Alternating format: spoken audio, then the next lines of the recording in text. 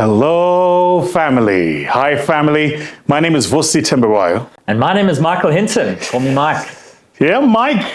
You call me VT. We're very excited to talk to you guys about our upcoming book called The Underdogs. Mike, we've been working on this book for, what, 5 years now? About 5 years, yeah. Yeah. Do you remember how the whole conversation started about doing the book? I do, actually. Remind me. I do. So I got hold of you through a little app called Twitter back then. I remember. And we got chatting, and I came to see you, and I've got a finance background and love business. And I remember the original conversation was, why do South African companies, some of them do well when they go offshore, and others not so much? And we can name a few of them that have done extremely well, and others just crash and burn offshore and in Africa, actually. And I think we got to chatting around it, and we thought, okay, and this concept came about. Maybe some of them are under the radar, maybe they are underdogs. And I think that's what my recollection.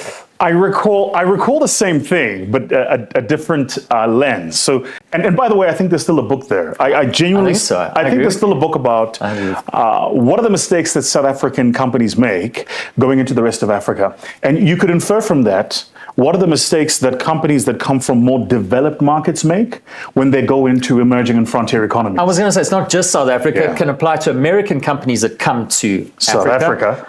And possibly to South America. Some of them do really well, others not so much. And I think there's a lot of learnings there. So I recall you and I were having the conversation. I think at the time, it was Woolworths that was taking a beating in Australia with David Jones business. With David Jones, correct. Yeah. I think they came in 2014. That's right. With a value that was a telephone number. Yeah. And I remember that we were both admiring the guy from David Jones who carried on pushing it, and he got to a serious number. And we worked out what the goodwill was on that. And at the time we said, geez, I think they've overvalued this thing. And it turned out to be right. One of the things that really upsets me is that you and I have these conversations and we don't record them. I think, and the reason I say that is because there's, perhaps for the people watching this, the need to understand that by the time we get to the point where we're presenting something in either a book, a keynote, a research paper, we've actually done the technical work behind 100%, it, right? Like we've quantified it. And so to your point about David Jones, then you recall we also had the conversation about ABSA going into the rest of the continent, their Barclays thing. Yes. And then of course having to fold that back. And we were just like, there's definitely a lesson here about how these guys should be operating. Now, the way I remember it is we had that conversation, and then I think it was one of those like Friday meetings over Zoom or something, and you and I were having this conversation, and we went, actually, what might be part of the problem is that because the structure of the South African economy is such that the companies that dominate markets are large companies that have existed long before many of the leaders who run it today were running those businesses, that a lot of the leaders in South African businesses today don't know how to be underdogs. 100%. Right. That the idea is that if you're a CEO of a bank today, and I say this with all the respect, CEO of a bank, an insurance company, a retail business, an agricultural produce business, you're in logistics, distribution, supply chain, even in ICT, right? It's most likely that the market you're operating in is oligopolistic. So you're one of 3 or 4 other players. You've been dominating that market for 30, 40 years.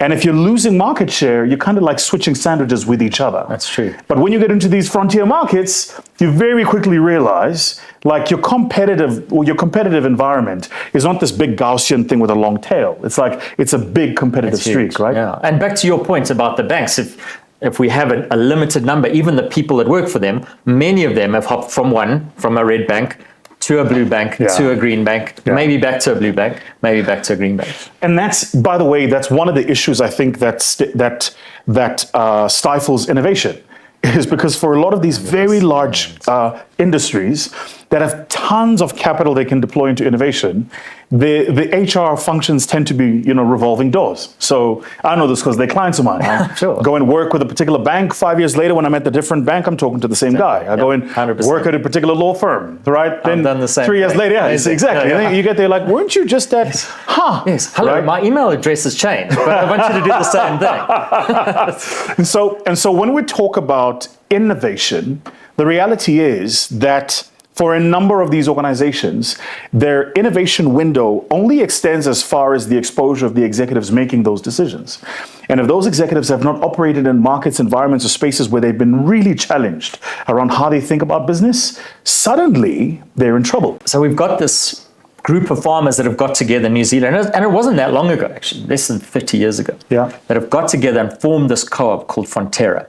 And I had to go back and actually check these numbers. So not only do they do a turnover of over $20 billion with Wow. a B, dollars, they also, take a deep breath, do 30% of the world's dairy export. My God. 30% Wow. comes from this tiny little island Wow. with atrocious weather most of the year round. Wow. That's on many maps, doesn't even exist. Wow. That's the power. Those guys are ultimate underdogs. What do they say? We can't do it on our own. Not only that, but we have to get our stuff out there. So we've termed it the little engine that could. Good, yeah. And that's one of the things as Sorry, as you're saying that, let me interrupt you. So as you're saying that, you know what I'm hearing? I'm hearing South African stock fails. 100%. Why aren't South African stock fails able to do a similar thing? Today, as we speak, there is an issue in South African township markets about what's happening with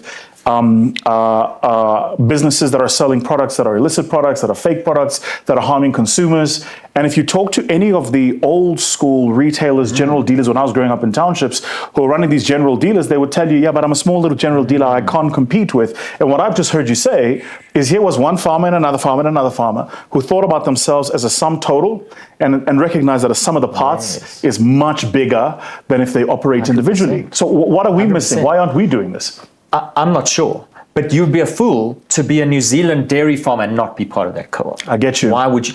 Same thing. How do we get, and I think it's something that the banks have been longing for forever. How do they get all these stock files together? It's a great question. Is it a matter of trust? Yeah. You know, speaking of trust, one of the examples we reference, which I want to talk about very quickly, is Ari. Right? Tell me about Ari. So Ari is... it's an incredible story, but I want you to picture the world circa late 1800s Europe, right? And today, you know, one of the challenges we have in the world is we tend to see, when we read about something, we see it through the lens of today, not what it was. Yep. So a lot of people are not aware of this, but Europe in the late 1800s was prehistoric. Like most of Europe was what we would today define as rural. It wasn't like towns and fancy. There were no, there wasn't locomotives or trains or heavy industries. You just had the car. You just had the vehicle.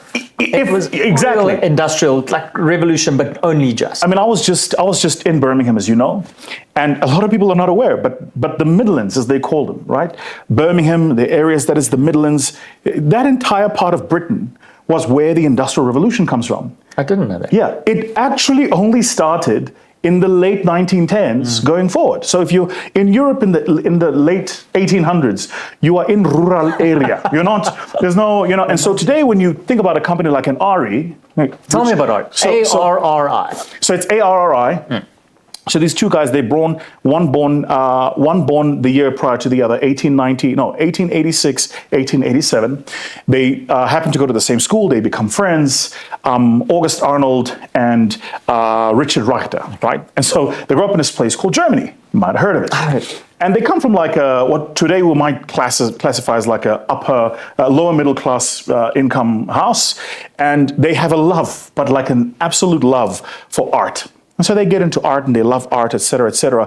This is around the time there was another group of guys called financieri in a place called France who have started taking stock images and converting them into rolling image. Many years later, we'd come to know it as cinema.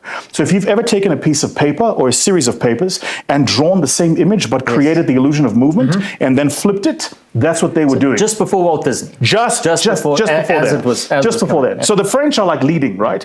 But these guys in Financieri Lumiere that are doing this, they're doing it, but they're doing it not only for moving images, but for still images. They then create a technology of still image that grains the image and gives us the first instance of what today we call color film. So these guys go, we're going to focus on static film. The Ari guys find out about this technology and they're like, we're going to start scaling and building this. We're going to start using this technology, but we're going to focus on motion film. This is important. When this is happening, They start competing with another company you might have heard of, small little company called Fuji. Fuji. Coming out of a tiny little island called Japan. And then they compete with another company, tiny little company you might have heard of called Kodak. Kodak. Coming out of a small little country called America. I've heard of them. So basically, the RE guys are getting into making motion type of technology, competing against the two largest economies going into the 20th century. Basically, let me put it another way. World War II started when America and Japan got in a fight. That's true. Okay, so RE gets into a marketplace where the companies they're competing with is an American company and a Japanese company. This is a big deal. So they start competing. And here's what RE does. RE says, we could focus on so many other things, but here's what we're gonna do. We're gonna focus on making cameras for directors of photography. The guys in this room shooting this aren't aware that the lenses they're using and probably the camera technology they're using is RE tech. So when you start watching movies like The Godfather, that iconic scene where the old Godfather is holding the cat and is stroking it like so. The reason the camera could pick up the grain of light and the detail was because it was an RE camera. Amazing. Now, RE has a struggle for the first couple of years, but they're insistent. They build a business for the niche. What's the niche? The director of photography. Now, for that business to grow, they need directors of photographies to be a growing profession. For that to happen, Hollywood has to grow. So basically, their entire fortunes are pegged to the growth of a single industry. Kodak, Fuji, and several others make stills. They make all sorts of other things. They make printers, and so they diversify. RE goes, we're going to focus on our niche. And can you imagine there was a lot of pressure for them to have a look at what Sony, what Fujifilm were doing and going, should we be going that? 100%. Should we be going in that direction? 100%. They didn't. And the lesson there is one of the things that underdogs do is they don't pick a fight they can't win. But once they've picked a fight, like a pit bull, they don't let go. Right. So this starts early 1900s. The RE family and the RE business doesn't have a real breakthrough until the late 1960s. Which means you had to have a generation worth of work, 60 years worth of work, committed to building a business where you're competing with far greater competitors, with far more resources, who have much more money to spend on technology and innovation in other growing spaces, and you choose to say no to the glowing trinkets and say, I'm just gonna focus on this. So check this out.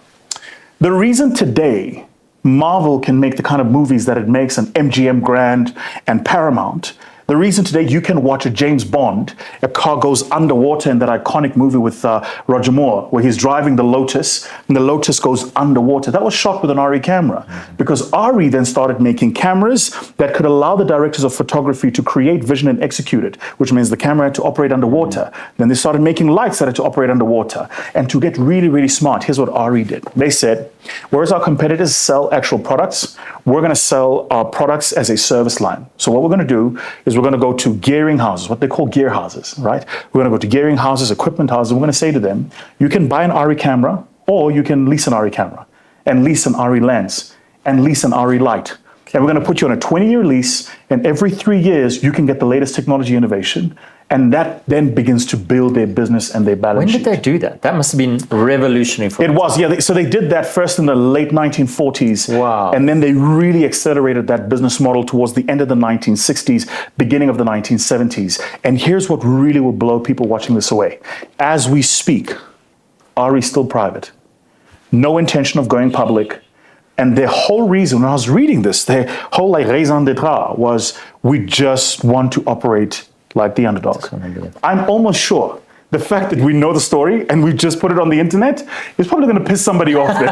I'm almost sure they're like, damn, now people know. Now they're going to check us out. But today, if you're making a movie and you want decent quality production, whether you're making a movie or a studio set or a game show or any of the things that you and I watch, you're probably using an Alexa. You know that rig that you've seen people move the camera? That's all RE equipment, right? All of that stuff is RE equipment. Those jibs where you see the jib come into a studio and flight up and flight down. Or in the most recent movie, Bad Boys, there's a scene where Will Smith is shooting somebody and you can see the camera following him around. He's literally wearing the camera as a harness. That's all RE stuff. The reason when you watch directors of photography, they've got these little things they hold like this, where the hand will shake, but it doesn't translate into the image shaking. That's all RE stuff. And remind me where Kodak is at the moment. Yeah.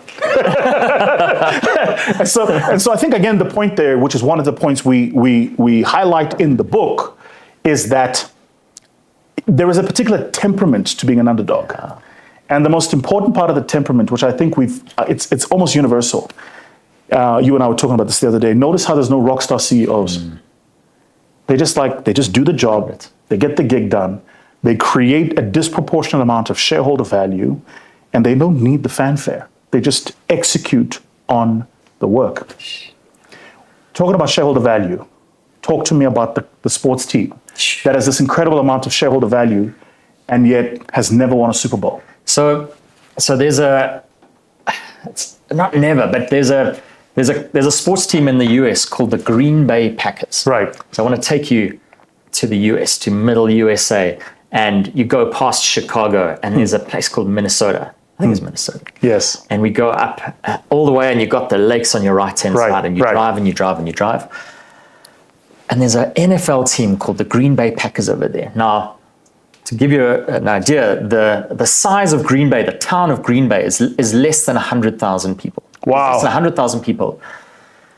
But the Green Bay Packers are the only, not only NFL team, but the only American sports team that's owned by the community. Wow. So what they did, they got together and, again, spread it out to the community base. Now you think about Jerry Jones. So Jerry Jones owns the Dallas Cowboys. Yes. Dallas Cowboys, we think about the famous the Cowboys cheerleaders. Yes. We think about the star. Yes. We've been to Dallas recently.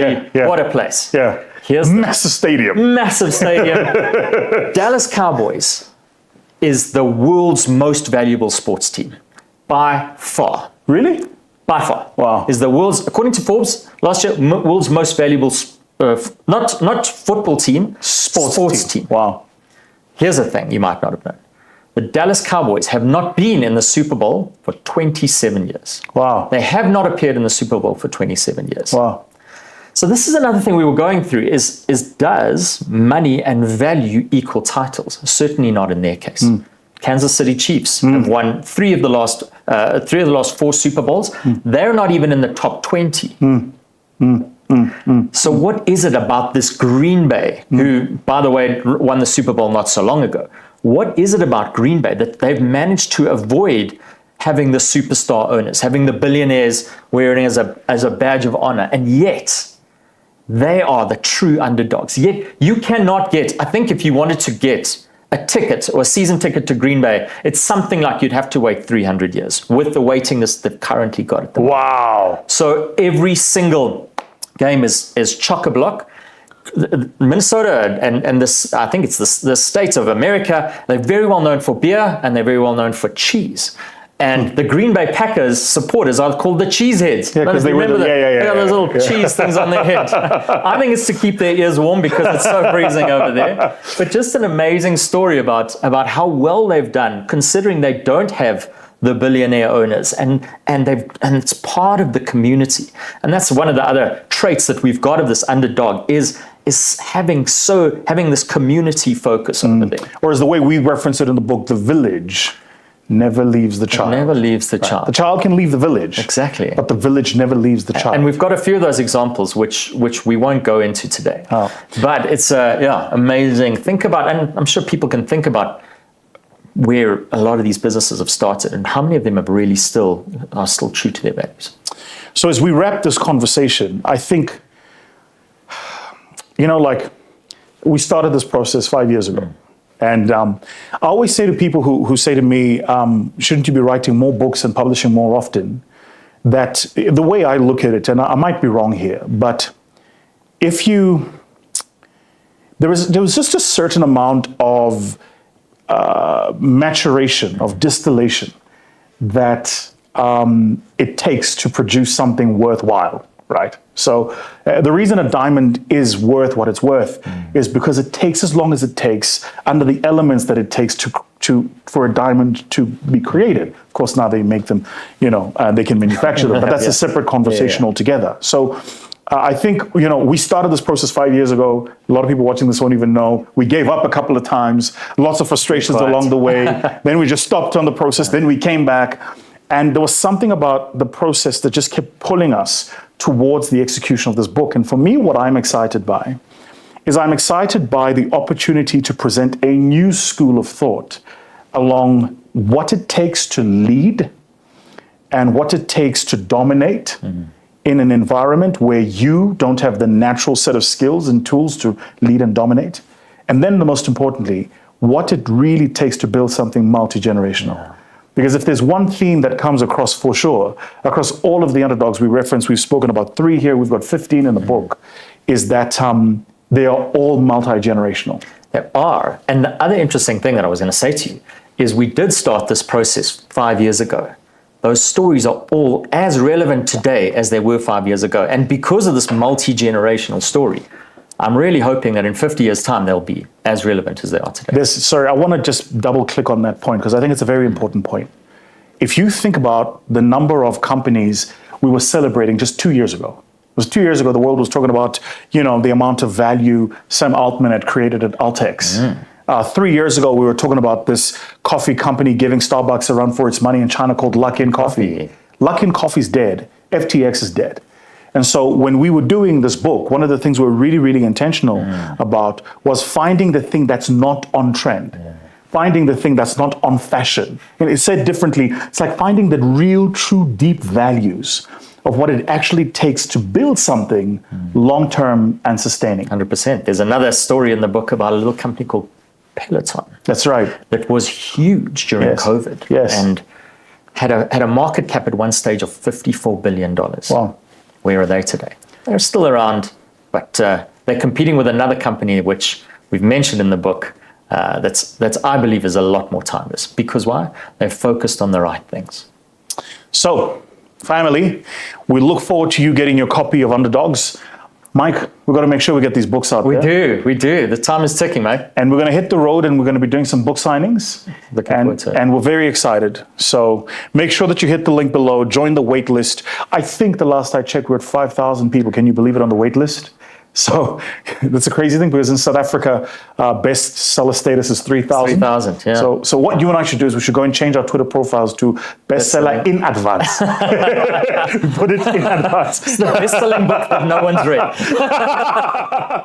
That's good. All right, guys. We'll see you soon. Make sure that you hit the link below, and we're going to be on the road with them very soon. Love the session. Thanks, mate. Cheers, bud. Cheers.